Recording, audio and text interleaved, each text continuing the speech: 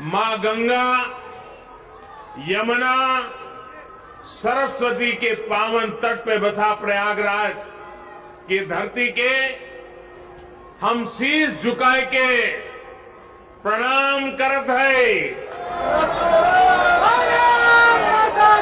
ईऊ धरा है जहां धर्म, ज्ञान और न्याय की त्रिवेणी बहत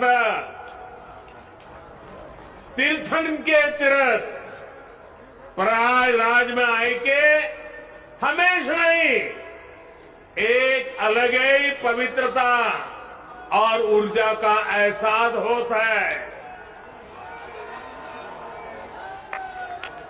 पिछले वर्ष फरवरी में हम कुंभ मां इस पवित्र धरती पर आवा रहे, तब संगम में डुबकी लगाए के अलौकिक आनंद के अनुभव प्राप्त किए रहे।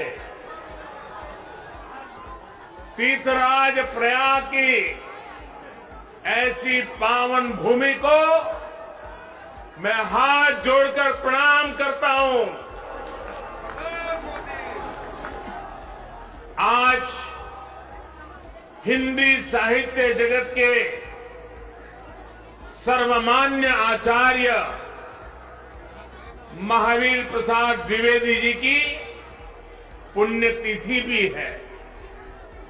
प्रयागराज से साहित्य की जो सरस्वती बही, द्विवेदी जी लंबे समय तक उसके संपादक भी रहे। मैं उन्हें अपनी श्रद्धांजलि अर्पित करता हूं। माता और बहनों, प्रयागराज हजारों सालों से हमारी मातृशक्ति की प्रतीक मां गंगा, यमुना, सरस्वती के संगम की धरती रही है। आज ये तीर्थ नगरी नारी शक्ति के इतने अद्भुत संगम की भी साक्षी बनी है। ये हम सभी का सौभाग्य है कि आप सभी हमें अपना स्नेह देने, अपना आशीर्वाद देने आई हैं।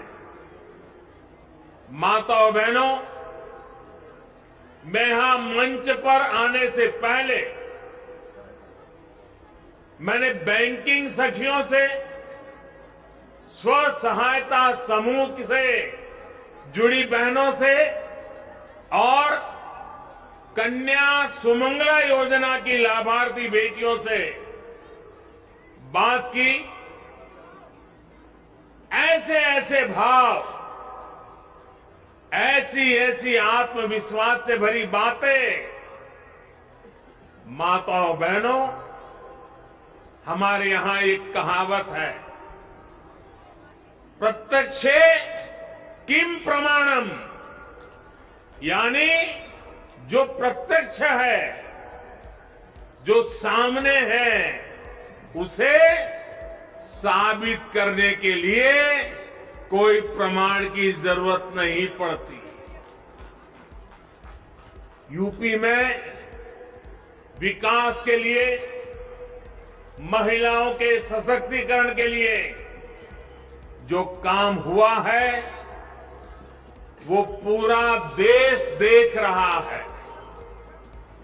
अभी यहां मुझे मुख्यमंत्री कन्या सुमंगला योजना की 1 लाख से ज्यादा लाभार्थी बेटियों के खातों में करोड़ों रुपए ट्रांसफर करने का सौभाग्य मिला। ये योजना गांव गरीब के लिए, बेटियों के लिए भरोसे का बहुत बड़ा माध्यम बन रही है। यूपी ने बैंक सखी का जो अभियान शुरू किया है, वो महिलाओं की रोजगार के अवसरों के साथ ही उनके जीवन में भी बड़े बदलाव ला रही है। सरकार से अलग अलग योजनाओं का जो पैसा सीधे डायरेक्ट बेनिफिट ट्रांसफर डीबीटी के जरिए खाते में आता है, ये पैसा निकालने अब बैंक नहीं जाना पड़ता। बैंक सखी की मदद से ये पैसा गांव में घर पर ही मिल जा करता है। यानी बैंक सखी बैंक को गांव तक लेकर आ गई है। और जो लोग सोच रहे होंगे कि ये तो छोटा सा काम है, उन्हें मैं ये भी बताना चाहता हूं कि बैंक सखियों का काम कितना बड़ा है। यूपी सरकार ने इन बैंक सखियों के ऊपर ऐसे करीब 75,000 करोड़ के लेन देन की जिम्मेदारी सौंपी है। 75,000 करोड़ रुपए का कारोबार ये गांव में रहने वाली मेरी बहनें, मेरी बेटियां कर रही है। जितना लेन देन गांव में होगा उतनी ही उनकी आमदनी भी होगी। इनमें से ज्यादातर बैंक संख्या वो बहनें हैं कुछ समय पहले तक जिनके खुद के बैंक के खाते भी नहीं थे, लेकिन आज इन महिलाओं के हाथों में बैंकिंग की, डिजिटल बैंकिंग की ताकत आ गई है। इसलिए देश देख रहा है कि यूपी में कैसे काम हो रहा है। और तभी तो मैं कहता हूं प्रत्यक्षे किम प्रमाणम। माताओं बहनों, यूपी ने टेक होम राशन, जच्चा बच्चा को दिए जाने वाले पोषण को तैयार करने की जिम्मेदारी भी महिलाओं के हाथों में सौंपी है। ये पोषण वाला राशन और आहार अब सेल्फ हेल्प ग्रुप में साथ मिलकर महिलाएं खुद बनाएगी। ये भी बहुत बड़ा काम है। सालाना हजारों करोड़ रुपए का काम है। जिन 202 पुष्टाहार उत्पादन यूनिट्स का आज शिलान्यास हुआ है, उनसे सेल्फ हेल्प ग्रुप की महिलाओं की आमदनी भी होगी और गांव के किसानों का भी बहुत बड़ा लाभ होगा। गांव की महिलाएं अपनी फैक्ट्री में पुष्टाहार बनाने के लिए फसल, अनाज गांव से ही तो खरीदने वाली है। यही तो सशक्तिकरण के वो प्रयास है जिन्होंने यूपी की महिलाओं का जीवन बदलना शुरू कर दिया है।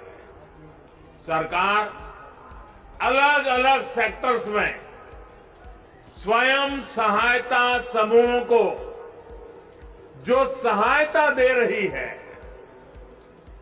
इसकी एक किस्त के तौर पर आज मुझे 1,000 करोड़ रुपए ट्रांसफर करने का सौभाग्य मिला है। यूपी के विकास की धारा अब किसी के रोकने से रुकने वाली नहीं है। उत्तर प्रदेश की महिलाओं ने, माता बहनों, बेटियों ने ठान लिया है, अब वो पहले की सरकारों वाला दौर वापस नहीं आने देगी।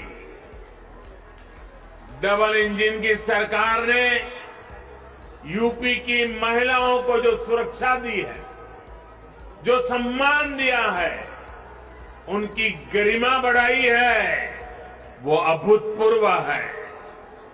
भाइयों और बहनों, माताओं, बहनों, बेटियों, उनका जीवन पीढ़ियों को प्रभावित करने वाला, पीढ़ियों का निर्माण करने वाला जीवन होता है।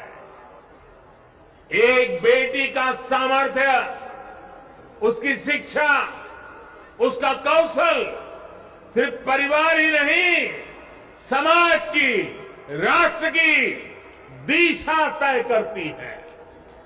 इसलिए 2014 में जब हमने मां भारती के बड़े सपनों, बड़ी आकांक्षाओं को साकार करने का बीड़ा उठाया, तो सबसे पहले देश की बेटी की विश्वास को नई ऊर्जा देने का प्रयास शुरू किया। इसलिए हमने बेटी के जन्म से लेकर जीवन के चक्र में हर अवस्था में महिलाओं को सशक्त करने के लिए योजनाएं बनाई, अभियान चलाए। साथियों, बेटियां कोख में ही ना मरी जाएं, वो जन्म लें, इसके लिए हमने बेटी बचाओ बेटी पढ़ाओ अभियान के माध्यम से समाज की चेतना को जगाने का प्रयास किया। आज परिणाम यह है कि देश के अनेक राज्यों में बेटियों की संख्या में बहुत वृद्धि हुई है। प्रसव के बाद भी बिना चिंता के अपने बच्चे की शुरुआती देखरेख करते हुए मां अपना काम जारी रख सके, इसके लिए महिलाओं की छुट्टी को 6 महीने किया गया है। साथियों, गर्भावस्था के दौरान गरीब परिवारों में मातृ स्वास्थ्य चिंता का एक बहुत बड़ा कारण रहा है। इसलिए हमने गर्भवती महिलाओं के टीकाकरण, अस्पतालों में डिलीवरी और गर्भावस्था के दौरान पोषण पर विशेष ध्यान दिया। प्रधानमंत्री मातृ वंदना योजना के तहत गर्भावस्था के दौरान 5,000 रुपये महिलाओं के बैंक खाते में जमा किए जाते हैं, ताकि वो उचित खान पान का ध्यान रख सके। अभी तक 2 करोड़ से ज्यादा बहनों को लगभग 10,000 करोड़ रुपए दिए जा चुके हैं। साथियों, बेटियां ठीक से पढ़ाई कर सकें, उनको स्कूल बीच में ना छोड़ना पड़े, इस पर भी हमने लगातार काम किया है। स्कूलों में बेटियों के लिए अलग टॉयलेट बनाना हो या फिर सैनिटरी पैड को गरीब से गरीब बेटियों के लिए सुलभ कराना हो, हमारी सरकार किसी भी काम में पीछे नहीं रही है। सुकन्या समृद्धि योजना के तहत लगभग 2.5 करोड़ बच्चियों के अकाउंट खोले गए हैं। ये पैसा बड़े होने पर उनके सपनों को पूरा करे, उसके लिए इस पर ब्याज दर भी ऊंची रखी गई है। स्कूल कॉलेज के बाद करियर से लेकर गृह गृहस्थी तक भी हर कदम पर महिलाओं की सुविधा और स्वास्थ्य का ध्यान रखा जा रहा है। स्वच्छ भारत मिशन के तहत करोड़ों शौचालय बनने से, उज्ज्वला योजना के तहत गरीब से गरीब बहनों को गैस कनेक्शन की सुविधा मिलने से, घर में ही नल से जल आने से बहनों के जीवन में सुविधा भी आ रही है और उनकी गरिमा में भी वृद्धि हुई है। साथियों, आयुष्मान भारत योजना के तहत भी सबसे अधिक लाभ अगर किसी को हुआ है तो वो हमारी बहनें ही है।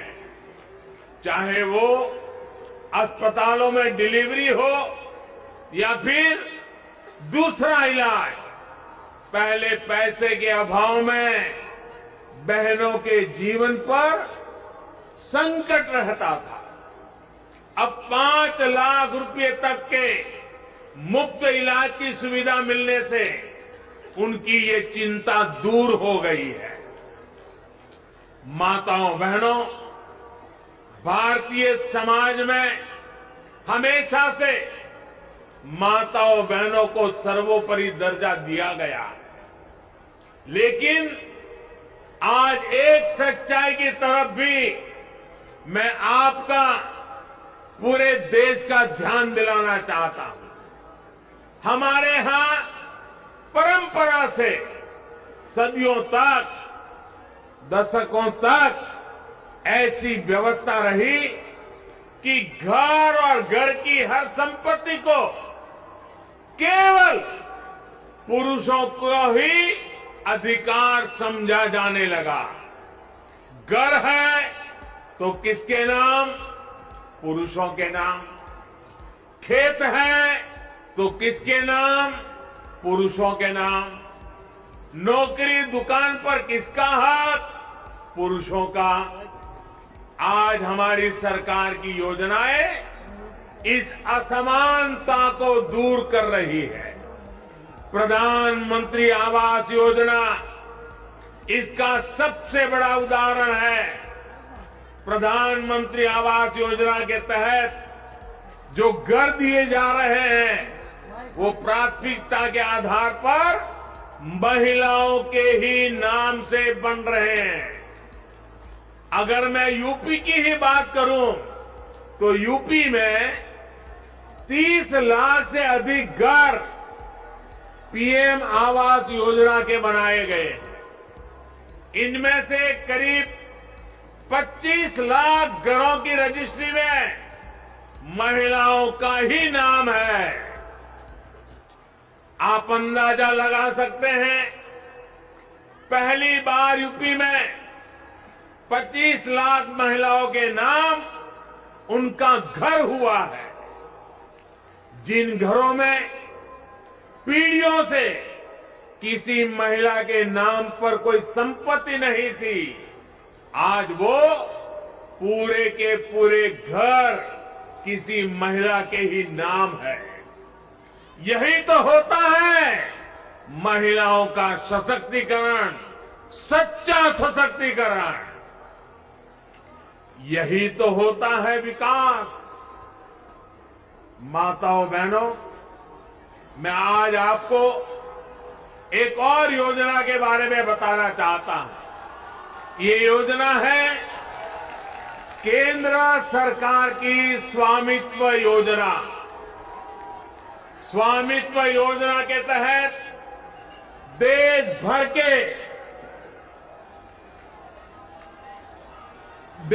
भर के गांवों में घरों को जमीनी के ड्रोन से तस्वीर लेकर घर के मालिकों को प्रॉपर्टी के कागज दिए जा रहे हैं।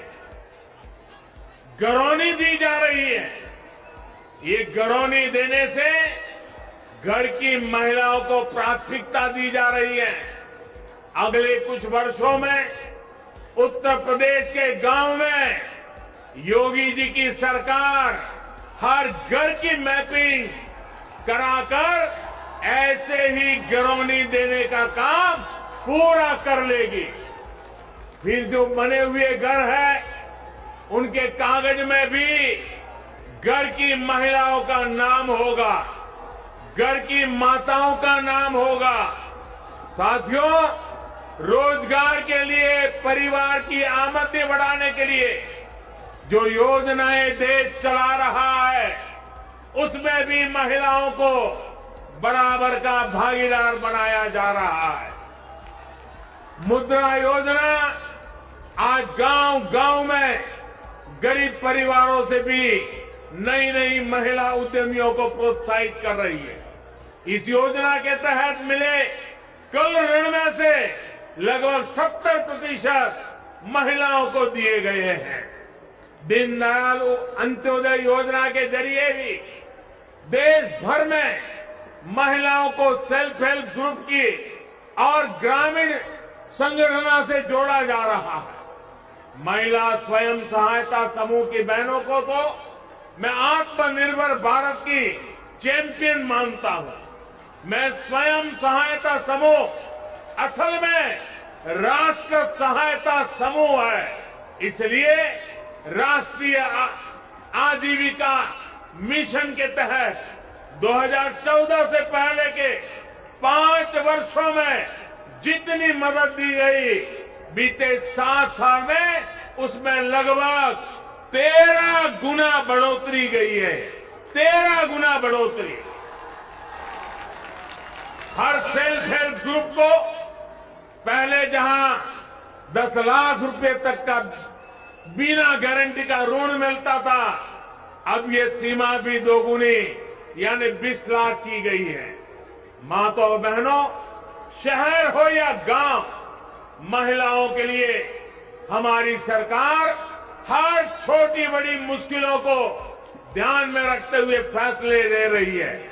कोरोना के इस कालखंड में आपके घर का चूल्हा जलता रहे, इसके लिए मुफ्त राशन देने की व्यवस्था हमारी ही सरकार ने की है। महिलाएं रात की पाली में भी काम कर सके, इसके लिए नियमों को आसान बनाने का काम हमारी ही सरकार ने किया। खदानों में महिलाओं के काम करने पर जो कुछ बंदिश थी, वो हमारी ही सरकार ने हटाई है। देश भर के सैनिक स्कूलों के दरवाजे लड़कियों के लिए खोल देने का काम हमारी सरकार ने किया है। रेप जैसे संगीन अपराधों की तेजी से सुनवाई के लिए हमारी सरकार देश भर में करीब 700 फास्ट ट्रैक कोर्ट स्थापित कर चुकी है। मुस्लिम बहनों को अत्याचारों से बचाने के लिए 3 तलाक के खिलाफ कानून हमारी सरकार ने बनाया है।